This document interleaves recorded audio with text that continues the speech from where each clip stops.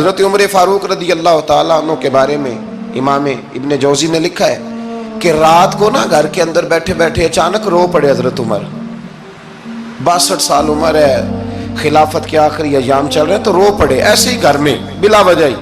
آپ کی اہلیہ نے, زوجہ نے بیٹے کو اٹھایا, فرمایا پتہ کرو تمہارے باپ کو کیا مسئلہ ہے, کہیں کوئی تکلیف تو نہیں, درد تو نہیں, صاحبزادے آئے. ابا جی کیا بات ہے؟ فرمایا اماں کو بلاؤ.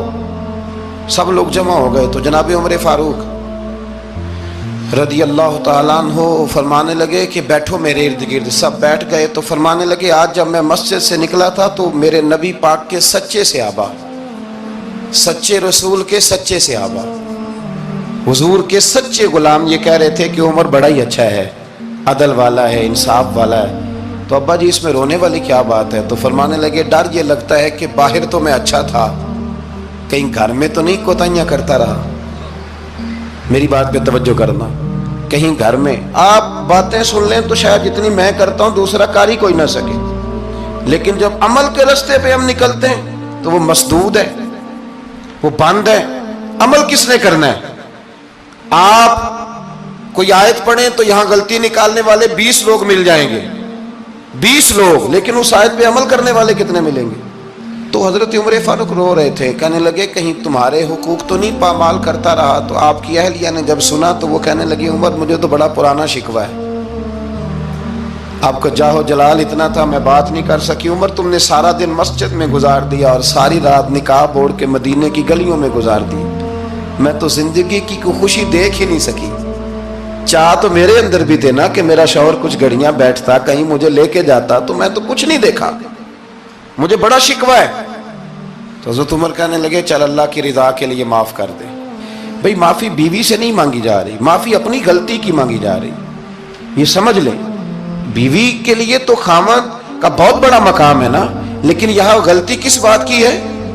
اپنی کمزوری پر غلطی کا اعتراف کر کے معذرت کا سوال کیا جا رہا ہے. تو حضرت عمر کہنے لگے معاف کر دے. تو اہلیہ کہنے لگی میں نہیں معاف کرتی, میری شرط پوری کریں. فرمایا وہ کیا؟ فرمانے لگی قیامت میں جب اللہ آپ کے لیے جنت کا حکم دے گا تو آپ میری سفارش کریں گے اللہ کی بارگاہ میں؟ سفارش کریں گے کہ یا اللہ مجھے کپڑے دھو کے دیتی تھی, میری عزت کی حفاظت کرتی تھی, میرے بستر کو پاک رکھتی تھی, کہیں گے؟ تو حضرت عمر فرمانے لگے تیرے ساتھ وعدہ رہا, رب نے اگر عمر کو اپنے فضل, اپنے کرم اور اپنے محبوب کے صدقے جنت دی تو عمر تیرے بغیر جنت میں نہیں جائے گا. عمل کا رستہ, عمل کا رستہ. دیکھیں نا, 2 دفعہ استاد بات کرتا ہے, 2 دفعہ, اور کوئی زیادہ, ایک تو ہے نا کہ ایم اے اور جناب ایم ایڈ اور ایم فل اور پھر پی ایچ ڈی قسم کا استاد. ایک وہ جو matric P T C teacher ہے نا, وہ 2 دفعہ اسٹوڈنٹ کو کام کہے تو تیسری دفعہ وہ ناراض ہو جاتا ہے, کہتا ہے میں 2 دفعہ کہا ہے. بچے کو آپ 2 دفعہ کہتے ہیں اور اگر تیسری دفعہ کہنا پڑے تو غصہ آتا ہے نہیں آتا؟ بھئی تو نے اتنی دفعہ کہا ہے, تو سمجھ نہیں رہا بات کو. اور اگر اللہ کریم قرآن مجید میں سینکڑوں دفعہ کہے نماز پڑھو, سینکڑوں دفعہ, اور یہ بہانے کر رہا ہے, یہ بھی پروگرام بنا رہا ہے, پھر کہتا ہے میں بے چین رہتا ہوں, میں بے قرار رہتا ہوں. عمل کا رستہ اس کو اختیار کریں, آپ سکون میں رہیں گے. بد عمل آدمی اور بے عمل آدمی یہ ہمیشہ پریشان رہتے ہیں, ہمیشہ. عمل کریں, توبہ کریں تو پھر بدل جائیں, پھر تبدیلی آئے. اور یہ کوئی مشکل کام نہیں, جو بدلنے والے تھے وہ بدل گئے. بڑا کچھ کرتے تھے پر پھر وہ لوگ بدل گئے. حضرت فضالہ رضی اللہ تعالیٰ عنہ کہتے ہیں کہ میں بڑا دل دادا تھا عورتوں کا, اور میرا ماحول یہ تھا کہ میں قتل بھی کر لیتا تھا, معاذ اللہ چوری بھی کر لیتا تھا, اور رات میری طبیعت تھی معاذ اللہ نئی سے نئی عورت کے پاس جانا. کہتے ہیں ابو جہل نے اعلان کیا کہ جو نبی پاک علیہ السلام کا سر اقدس معاذ اللہ کاٹ کے لائے گا نقل کفر, کفر نہ باشد, 100 سرخ اونٹ انعام ملے گا. تو میں نے ارادہ کر لیا کہ میں بہت سارا انعام حاصل کروں گا. قرآن مجید میں نا اللہ فرماتا ہے کہ بہت سارے لوگ ایسے ہیں جنہیں اگر میں رزق میں کشادگی دے دوں, زیادہ پیسے دے دوں, فرمایا باغی ہو جائیں, وہ سرکش ہو جائیں. یہ بہت سارے لوگوں کو جو اللہ تبارک و تعالیٰ اعتدال میں رکھتا ہے تو یہ ان کے لیے بہتر ہے. ہر بندہ دولت کے ہوتے ہوئے نیک ہو سکتا تو یہ اللہ اگر رکھتا ہے نا اعتدال میں تو شکر کرے اللہ کا، ورنہ تو لوگ عیاشیاں کریں، پتہ نہیں کیا کچھ کر گزرے۔ تو حضرت فضالہ کہتے ہیں کہ میں نے خنجر تیار کیا اور میں نے بغل میں اس کو چھپایا، اوپر میں نے چادر اوڑھ لی۔ اب مجھے پتا تھا ظہر کی نماز کے بعد نبی پاک صلی اللہ علیہ وسلم طواف کعبہ کے لیے، بیت اللہ شریف کے طواف کے لیے جاتے ہیں۔ کہتے ہیں میں بھی اس طرف بڑھا، رستے میں نا وہ خاتون جس کے گھر میں نے رات آنا تھا، میں نے دروازے پہ دستک دی، میں نے کہا کہ تیار رہنا، تیار رہنا، آج میں بڑے پیسے لے کے آؤں گا۔ اسے میں نے یہ کہا اور پھر میں چلا گیا بیت اللہ شریف کا طواف کرنے۔ کہتے ہیں اللہ کے محبوب بھی طواف کر رہے تھے تو میں نے بھی طواف شروع کر دیا۔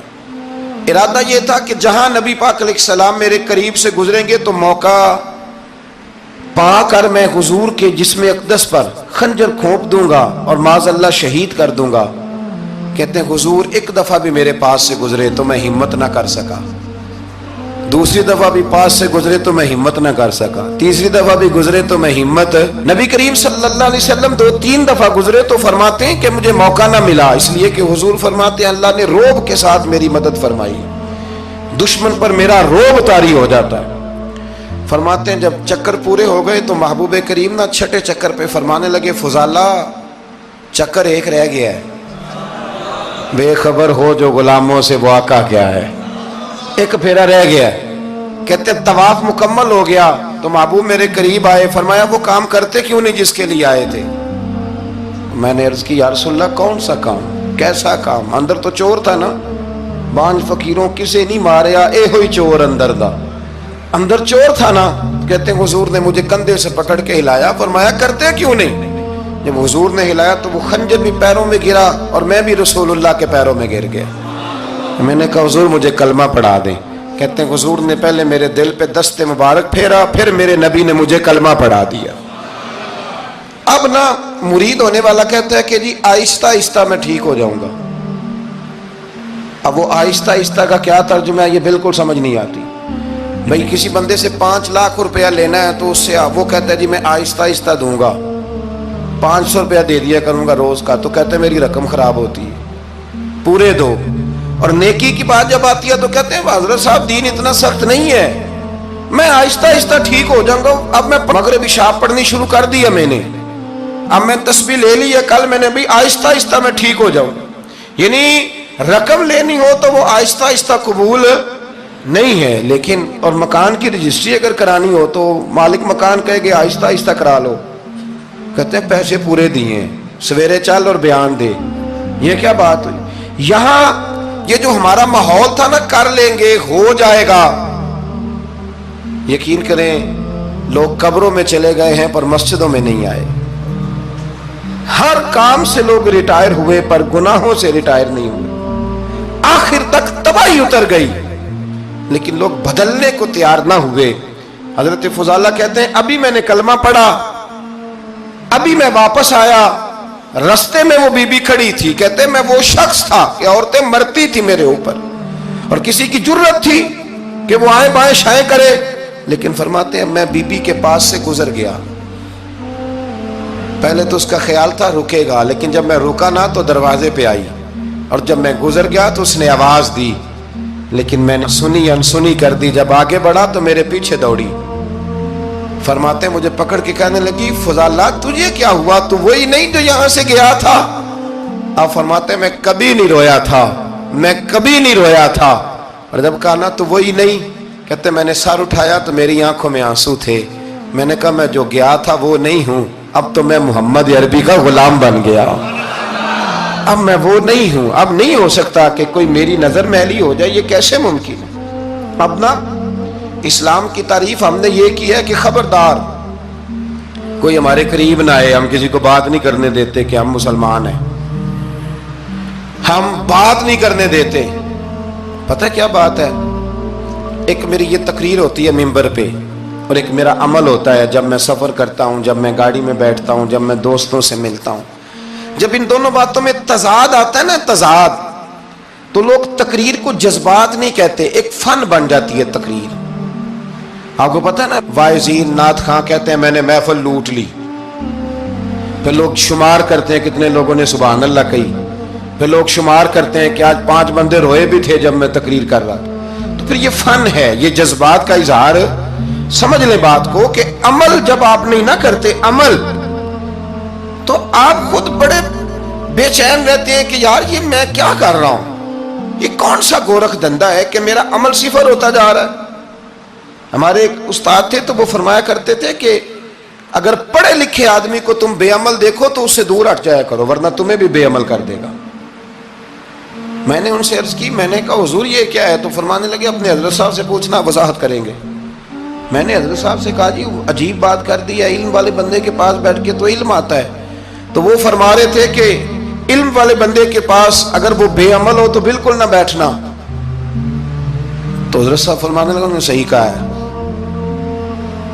اب بات بہت بڑی ہے، پتہ نہیں آپ کی سمجھ میں آتی ہے نہیں آتی، بہرحال کر دیتا ہوں۔ پڑھا لکھا بندہ اگر بے عمل ہو تو اس کے پاس، تو میں نے کہا حضور کیوں؟ فرمانے لگے اس لیے کہ وہ اپنی بے عملی پر بھی دلائل دے گا۔